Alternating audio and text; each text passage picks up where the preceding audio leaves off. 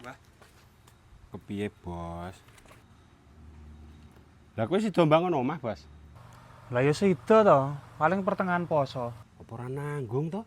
Lah mbok mending bar lebaran sisan wae lho. Oh iya ya. Lah iya to. Lah kek nganggo arsitek ngendi kowe? Lah ora nganggo wong digambar dhewe iso kok.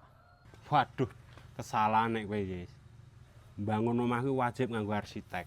Omah kuwi wajib dirancang sik sadurunge dibangun. Nek kowe ora nganggo arsitek, kuwi engko undur-undurane gur kakehan renovasi, Yes. Tenan. Padahal retik dhewe, nek renovasi kuwi ragate luwih gedhe daripada mbangun saka nol. Contone lho, Mbah Lurah kae. Omah urung ngasih dinggoni, wis kesel renovasi kae. Soale ngopo? Ora nganggo arsitek kae.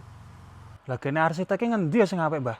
Loh, sedulurku lho arsitek kondang istimewa. Buka wae lho website fa.arsitektur. Nek ora buka wae TikToke fa.arsitektur yo nan.